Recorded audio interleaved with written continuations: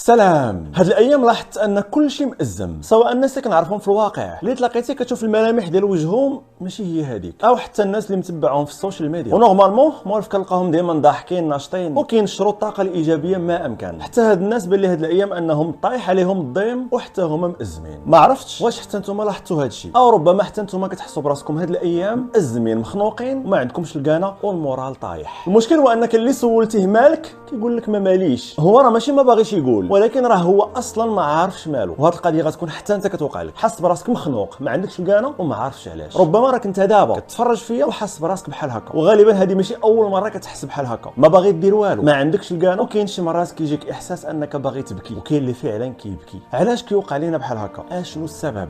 السبب في هادشي كامل هو داكشي اللي كيوقع هنا. الحزن او القلق المفاجئ هو دليل على ان الافرازات ديال دماغك تبدلات بالزربه. واحد الحاجه اللي هضرت عليها بزاف د المرات وما فيها باس نفكرك دابا، هي ان دماغنا كيتعامل مع داكشي اللي كنحسوا به بالهرمونات، ونقدروا نقسموا الهرمونات لجوج ديال الانواع. كاين هرمونات النشاط والفرحه والراحه، وكاين الهرمونات ديال الحزن. دماغك اما غادي يكون كيصاوب الهرمونات المزيانه او غيكون كيصاوب الهرمونات اللي ما مزياناش. هو راه في الصراحه كلشي مزيان وما كاينش شي حاله اخرى من غير هاد الجوج. سيقول قائل: وفاش كنحس براسي مرتاح؟ اش من الحاله هذه؟ واش الاولى ولا الثانيه ولا هذه حاله واحده اخرى؟ كيف ما قلنا كاين جوج الحالات، اما الحاله ديال الهرمونات المزيانه او الهرمونات الاخرى. وفاش انت كتكون كتحس بالراحه، هادشي هذا كيعني ان دماغك عاجبو الحال ومرتاح. اذا في هذه الحاله كيصاوب لك هرمون الاندورفين، وهذا الهرمون هذا كيتعتبر حتى هو من الهرمونات ديال الفرحه والنشاط والراحه. باش نفهموا مزيان هذا البلان اللي كيوقع في الدماغ وكيفاش انه كينتقل ما بين الفرحه والحزن، تخيل معايا شي واحد مدمن على الحشيش. فاش كيكون كامي كيحس براسو ناشط وفرحان، حيت الدماغ كيعطيه هرمون الدوبامين اللي كيتعتبر حتى هو من الهرمونات ديال الفرحه والنشاط. وغير كتزول التبويقه، داك الانسان اللي كان ناشط كيزول النشاط ديالو بالزربه، والا تعطل ما كماش صافي كيتعصب ديال بصح وكيحس براسو انه مأزم ومخنوق. اون فوا كيكمي عاوتاني كيحس براسو ناشط وفرحان وعاجبو الحال. كنظن دابا فهمنا البلان. سيقول قائل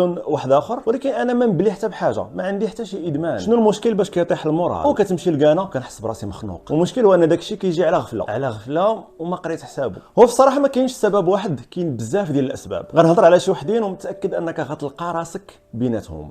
تبع معايا. اول سبب واللي كيوقع لينا بزاف وتقريبا كلنا هو فاش كيبداو يتجمعوا علينا الضغوطات النفسيه والمشاكل لمده طويله. المشكل الاول كتبدا تقاتل معاه باش تحلو، كيجي المشكل الثاني الضغوطات النفسيه، الغوات، السبان، المضاربات، هذا كيقول فيا، هذا كيهضر فيا، الخدمه مدابزين معايا، والديا مخاصمين، خويا دائما انا وياه مشانقين. كنقاوموا كنصبروا كنتحداو هادشي هذا كامل، وكنحاولوا نقلبوا على الحلول لكل مشكل باش حياتنا تولي كالم ونقدروا نعيشوا مرتاحين. ولكن كتجي واحد اللحظه على غفله دماغك كيعيا وما كيبقاش قادر انه يقاوم، وصافي كيطلق كلشي. هادشي هذا كيخلي ان المورال كيطيح دقه واحده، وكينتقل دماغك من الافرازات المزيانه ديال الهرمونات الزوينه للافرازات ديال هرمونات الالم والحزن. دونك كتحس براسك مخنوق، ما عندكش الكانه وما باغي دير والو. دائما فاش كنهضروا على الراحه، راحه البال، وان الجسم ديالنا يكون مرتاح، كنهضروا على النعاس. الا كنتي موالف واحد المده كتنعس بواحد الطريقه معينه، عندك واحد العدد ديال الساعات كتنعسهم، شويه خربقتي النعاس، جات شي خدمه جديده ولا سافرتي لشي بلاصه اخرى، هادشي هذا كياثر على الدماغ، وخاصو واحد المده باش يفهم هاد التغيير هذا اللي واقع، وبالتالي هادشي هذا كياثر على الافرازات ديالو. وهادشي اللي كيوقع للتلاميذ والطلبه وحتى الاساتذه فاش كيدوزوا العطله ديال الصيف طويله، كيقصروا بزاف، كيصبحوا ناعسين، وفاش كتجي القرايه كيحسوا براسهم ما حاملينش راسهم، ما حاملينش ديك القرايه، حيت الدماغ راه دوز واحد الشهر ولا شهرين عايش بواحد الريتم معين وكينعس واحد التوقيت معين. فاش كتجي القرايه الساعه البيولوجيه غتخربق، داك الفياق بكري وداكشي ما كيكونوش حاملين راسهم، وتقدر تجيهم هاد الديبريشن او الميني ديبريشن اللي كنهضروا عليها. غيكون سبق لك لاحظتي ان الوالده ديالك، مراتك او اختك، مره كتجيهم واحد الحاله كتحس بهم معصبين، ما حاملينش راسهم، غير كينقروا كيضربوا في الدار. اش هاد الماعن طلعوا لي في راسي. فاش كيساليو وكيمشيو يجلسوا كيعطيوها للبكا. ممكن يكون السبب هو الدوره الشهريه، ولكن ماشي دائما. واحد من اهم الاسباب اللي كتخلي ان المراه تدخل في هاد ليطا هادي هو العيا اللي كيكون فوق القياس. الشقه ديال الدار شي حاجه اللي متعبه، واي واحد كيقول لا يحاول انه يجرب وغيعرف مزيان هادشي اللي كنقول. والاشكال هو ان هاد الشقه هذا ما كيتسالاش، بلوس كيبقى يتعاود. هادشي هذا اللي كيخلي الجسم كيعيا، كيوصل لمستوى كبير ديال العياء، والدماغ باش يتفاعل مع هاد العياء اللي واقع كيبدا يصاوب هرمون الكورتيزول. دونك العياء اللي كاين في الجسم كيتحول لعياء نفسي. وهذه المساله راه ما كايناش غير عند العيالات، انا عطيت غير مثال. اما راه حتى الرجال، اي واحد كيخدم في شي خدمه اللي فيها تماره بزاف غالبا كيدخل في العشيه هو عيان، ما قادر لا يهضر، ما عنده الكان حتى شي حاجه. وهذه سنوات وانا كنشوف الوالد الله يحفظه كيدخل للدار مع العشيه، كيجلس وكيشعل التلفازه، ما كيبغي لا يهضر ولا يناقش ولا حتى شي حاجه، كيبغي غير يرتاح والتلفازه شاعله قدامه ودماغه يعلم الله فين راه سارح. دونك اي تماره، اي عيا، اي مجهود كيديرو الجسم كيفوت القدرات ديالو، هادشي هذا ممكن يخلي الانسان يعيا جسديا، وهادشي هذا ممكن ياثر على الجانب النفسي، وبالتالي تقدر تجي واحد اللحظه على غفله عاوتاني ثاني اللي الانسان كيحس براسو مخنوق، ما حاملش راسو، ما حامل حتى شي حاجه في الدنيا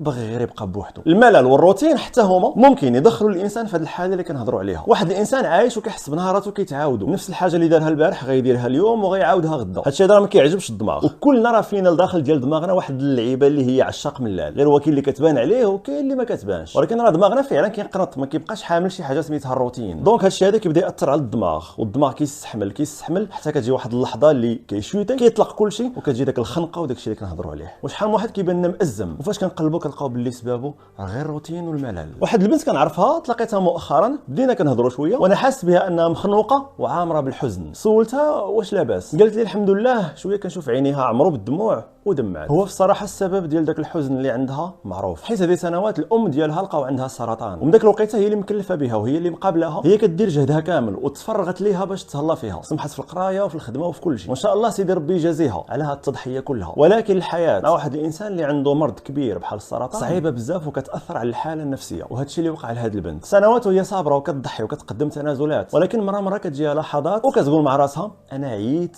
انا تخنقت. طبعا هادشي هذا ماشي لخاطرها وهي مازال كتضحي على قبل امها، ولكن راه داك الشيء كيف قلنا فوق طاقه الانسان. الله يقويها باش تكمل هذه الرحله الطويله، وان شاء الله سيدي ربي هو اللي غادي يعطيها الجزاء العظيم. والله يقوي كل واحد عايش مع شي انسان اللي عنده شي مرض، خصوصا الا كان شي واحد قريب منك عنده شي مرض او شي اضطراب نفسي. في هذه الحاله كتكون القضيه اصعب بزاف. هادشي اللي هضرت عليه هما شويه ديال الاسباب اللي تقدر تخليك تدخل في حاله ديال الخنقه، ديال الازمه، وتحس براسك مخنوق والمورال طايح. واللي كيوقع هو ان دماغنا فاش كيعيا وكيمل كيبدا يصاوب هرمون الاسيتيل كولين. هذا الهرمون هو اللي كيخلينا كندخلوا في حاله ديال السهو. دونك في اي لحظه ديال السهو، سواء كنتي مأزم ولا ما مأزمش، تحس براسك بديتي كتسهى ودماغك كيسرح، عرف ان هذا الهرمون هذا راه هو السبب. وهذا الهرمون فاش كيبدا يتصاوب كينشط منطقه الذاكره في المخ وكينشط حتى اللاوعي. هادشي اللي كيخليك كديكونيكتا مع الواقع وكتولي سارح غير في الخيال. غير هو المشكل الا كنتي ديجا عيان او عايش الروتين او تخربق لك النعاس، هادشي هذا كيخلي دماغك كيصاوب حتى هرمون الكورتيزول، هرمون الالم، وإلا تجمع السهو مع الالم هادشي كيعطي الخنقه والمورال كيطيح حتى الارض. انت ما كتكونش عارف راسك مالك، عاد كنتي بخير، مالك تقلبتي. اللي كيوقع هو ان الهرمونات اللي عاد هضرنا عليها، الاسيتيل كولين مع الكورتيزول، فاش كتصاوب كتمشي للذاكره واللاوعي وكتقلب على داك الاحداث الخايبه كلها اللي عشتيها وكتجبد في لحظه واحده. هادشي هذا اللي كيخليك كتكون حاس براسك بخير ومرتاح، حتى شويه كتحس براسك خايب وانت هو افشل واحد في العالم، وحياتك ضايعه ولا علاقه، وكتحس براسك مظلوم ومحقور وحتى واحد ما حاملك. وهادشي هذا بطبيعه الحال ماشي صحيح، ولكن داك الحاله اللي كتكون فيها وداك الهرمونات اللي خدامه في دماغك هي السبب، اللي كتحاول تقنعك بهذا الشيء. وللاشاره راه اي واحد في العالم ممكن يوقع عليه بحال هكا، هذا الشيء طبيعي والجسم ديالنا كيخدم بحال هكا، ما فيها باس مره يوقع علينا بحال هكا ونحسوا بالعسر باش نعرفوا قيمه اليسر. ودير في بالك انه ما غتقدرش تتمتع بشي لحظه زوينه وتحس بالقيمه ديالها الا كنتي دوزتي قبل منها